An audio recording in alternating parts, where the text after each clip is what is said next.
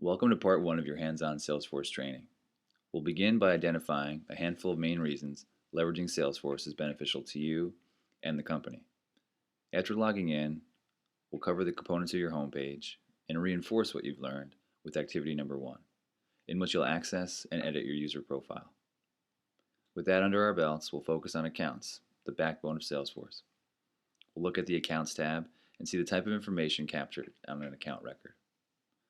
We'll finish our discussion with activity number 2, creating an account, which serves as the first step in proper customer relationship management. We'll build off that by running through a scenario in which you meet the key decision maker in that account and have to establish this relationship and document the sales opportunity and all related activities. To help you put everything together, we'll go over the best ways to view and manage your activity and opportunity information.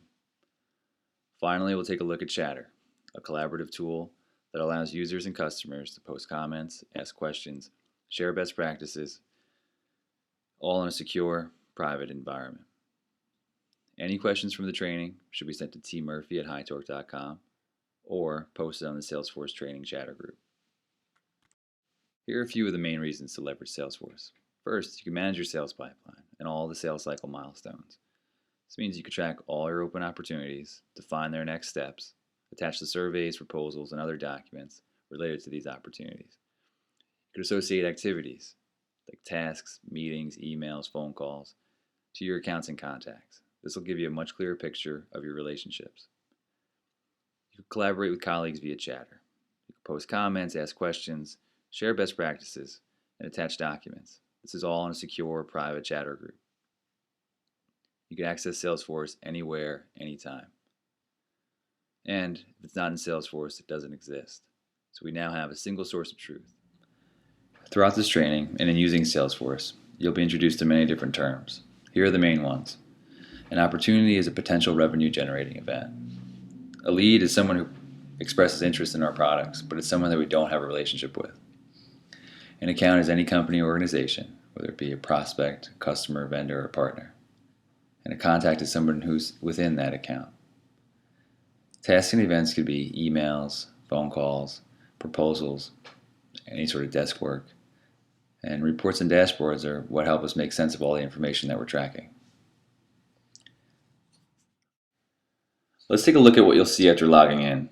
At the very top of your page, on the left, is the search bar, which is the best way for you to locate existing records like your accounts or opportunities.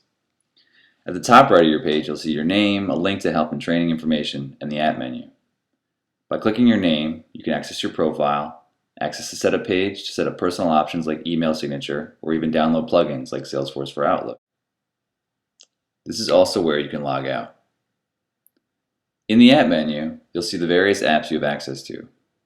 Apps control the tabs you see. For example, if you select the Sales application, you'll see tabs relevant to sales, like leads, contacts, and opportunities. We'll take a closer look at specific tabs in a few minutes. On the left-hand side is your left nav, easily the most useful section of Salesforce. The left nav contains direct links to your most important reports and dashboards, a drop-down to create new records, direct links to the 10 most recent items you viewed, and access to your recycle bin. Moving towards the center of your homepage, at the very top you'll see your Chatter feed, showing you updates to items that matter most to you. From here you can share best practices, files, competitor info, links, or post a poll to get feedback from your colleagues. If you don't want to see the Chatter feed, you can click the Hide Feed button. This will make the dashboard become the main focus of your homepage. Dashboards show data from source reports as visual components, which can be charts, gauges, tables, or metrics. To change the dashboard being displayed, click the Customize Page link and select a dashboard from the drop-down list.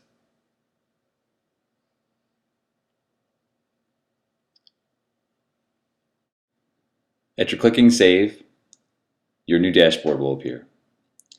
Below the dashboard is where you'll see tasks and events. When you log in, you can scroll down to this part of the page and immediately know what's on your plate for the day. With the Salesforce for Outlook application installed, tasks and events created in Outlook will be synced with Salesforce. Please pause this video training and complete activity number 1 in your activity handbook. Now let's take a closer look at the Accounts tab. Similar to any other object tab, you have a drop-down of list views at the top, and the records you recently viewed are displayed below. So let's say you just spoke to a prospect and you want to be able to document the relationship moving forward. The first thing you have to do is create the actual account so that you could eventually associate the contacts and the opportunities you'll create that are related to that account. But before I click the new button, I need to make sure the account doesn't already exist in our database. We want to avoid creating duplicates. So I could search for the account using the search bar. The account I'm working with is Fenway Park Powerhouse. So I'm going to search for that. I don't see any results, so I'm going to employ a less is more approach. Less words, more results. Click search again.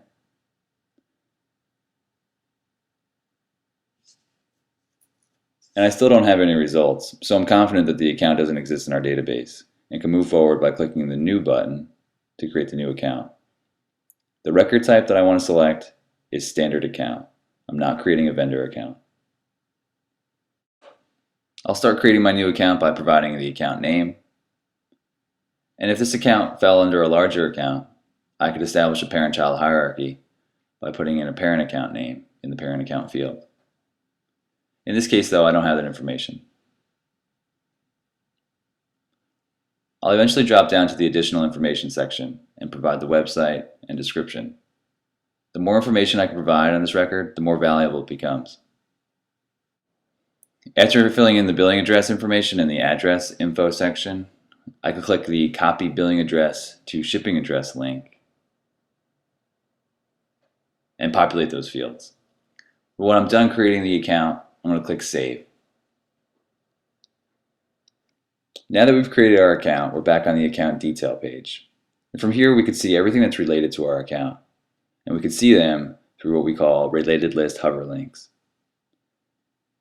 Some of the related lists that we have here are open activities, activity history, which would be completed activities, contacts, opportunities, notes and attachments, and our calibration certificates. This is where we can, at a glance, understand what's related to our account. Please pause the video now and complete Activity 2 in your Activity Handbook.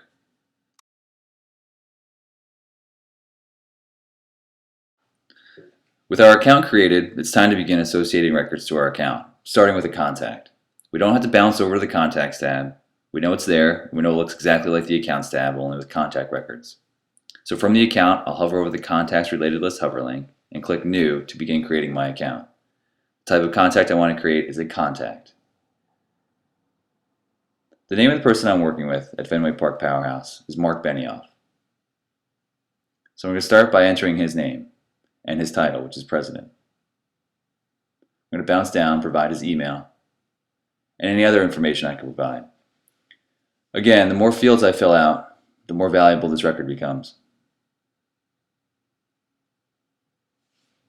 And notice how the phone and mailing address information is already populated. That's one of the benefits of creating a record through the account. It inherits that information.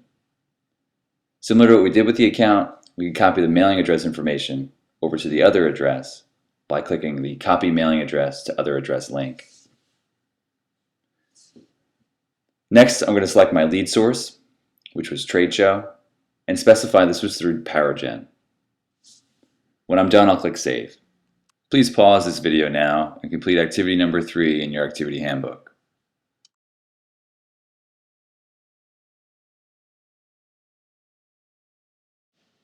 With our contact created, we can see that it has the same structure as when we created the account.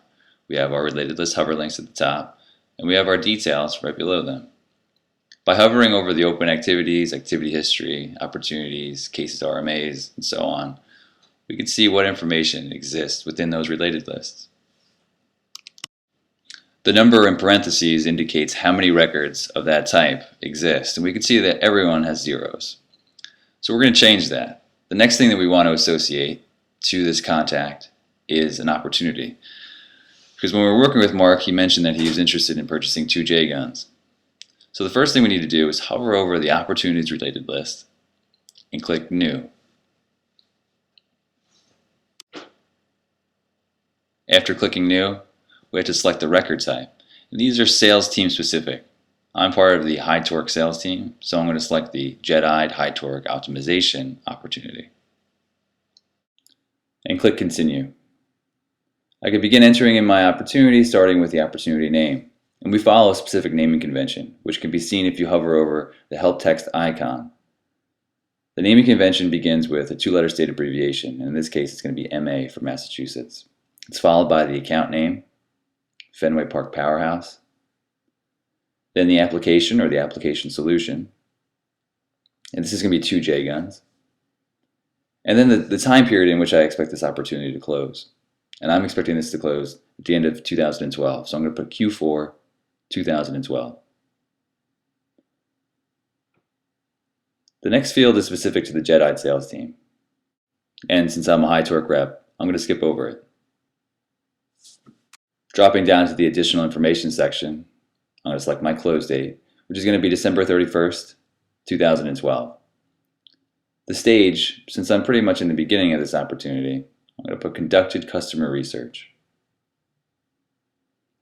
And I'll notice that the probability populates automatically. Next, I'm going to specify my amount, which is going to be $12,000. And then I'm going to document the next step. This is an important detail. Next, I'm going to drop down to the sales notes section and begin filling in the fields that I can populate. Now, in the beginning phases of your opportunity, chances are you won't have information to populate into these fields. But I do at least know the products that I'm selling. So I'll populate the information in that field. The rest of the fields I'm going to have to leave blank for now, but I understand that I need to come back as the opportunity progresses to provide these details. The same thing can be said for the sales cycle milestone fields. These are checkboxes that allow me to check off things that I have accomplished as I progress towards closing business.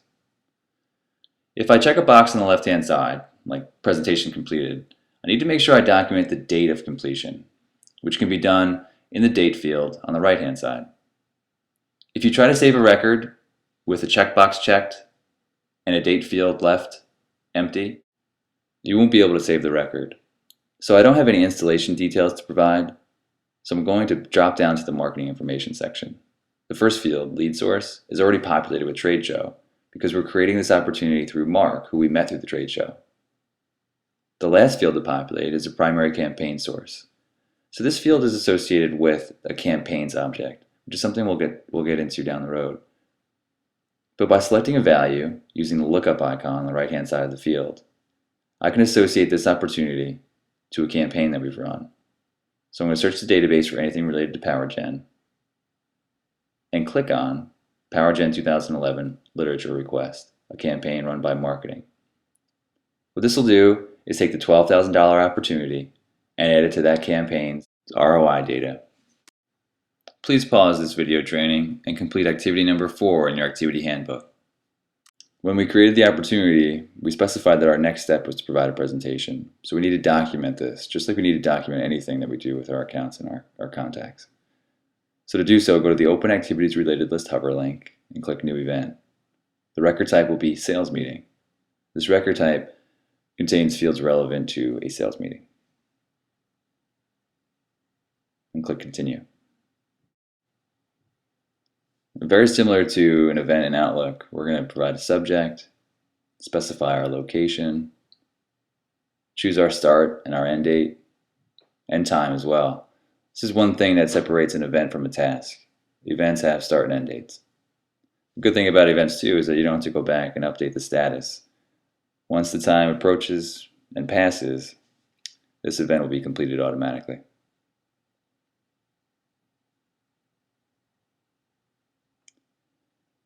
Once we have the time selected, we can see that it's already assigned to me because I'm creating this event. And it's related to my opportunity because I'm creating this through the opportunity. Next, I want to make sure that we identify the contact associated with this event. It's going to be Mark Benioff, so I'm going to use the search bar to find him. Now there's 2 names. I know that he's part of the Fenway Park Powerhouse account, so I'm going to select him on the left-hand side, bring him over to the right-hand side, and make him the primary contact. This is just to make sure that if I do add other contacts, that I know that Mark is my go-to guy. And I'm going to click Done. Next, use the comment synopsis field to provide a brief summary of what you expect this meeting to be about. Then drop down to the description field. And while you might not have information right now to put into this field, you do need to understand the structure in which you need to provide the information. You can do so by hovering over the help text icon next to the description field. Here you'll see that we need to provide our meeting premise and plan, followed by our call summary or meeting summary, then the action items and additional notes. Once you provide all this information, you can drop down to the attendees section and specify the attendees for this meeting.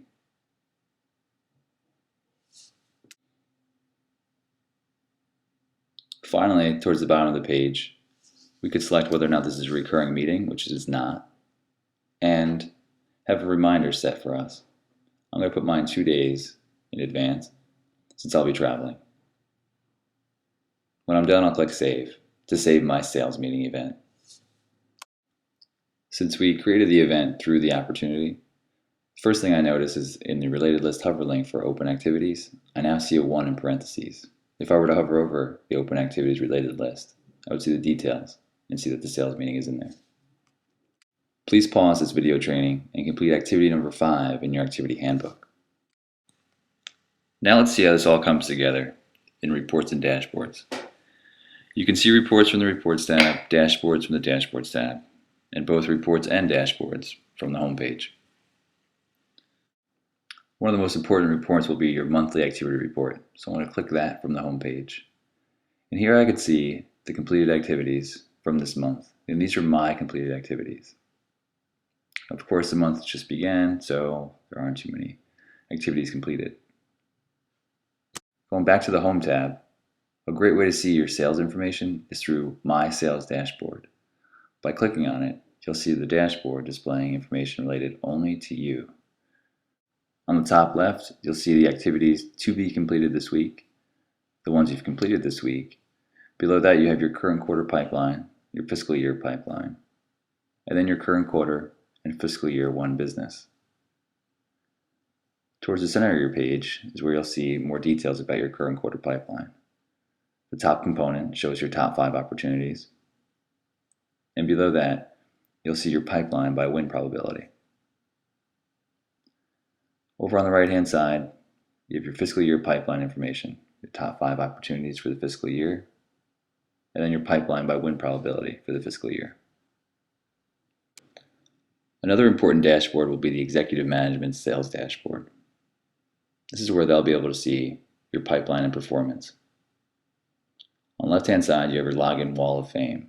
This shows those who have logged in the most over the last 14 days. Below that is a list you want to stay off of, the login wall of shame. You'll get on this list if you don't log in within 14 days. On the left-hand side, you have the username. On the right-hand side, you have the number of times that they've logged in ever. So if you're on this list and you have a low number on the right-hand column, that's a bad thing. If you have a high number, it at least shows that you have logged in at some point in time. And please don't put much stock in this today. Considering this is day 1 of our sales rollout, this list here in the login wall of shame is more indicative of who does or does not use Concurforce or our job science recruiting application. The middle column of this dashboard gives executive management understanding of our current quarter pipeline by rep, as well as our fiscal year and next fiscal year pipeline by rep. On the right-hand side is our current quarter forecast and our fiscal year forecast. Forecast values are based on our pipeline. An important thing to know about dashboards is that they aren't refreshed when you open the page. They need to be refreshed using the refresh button. The information to the right of the refresh button will let you know the last time this information was updated. Please pause this training video and complete activity number 6 in your activity handbook.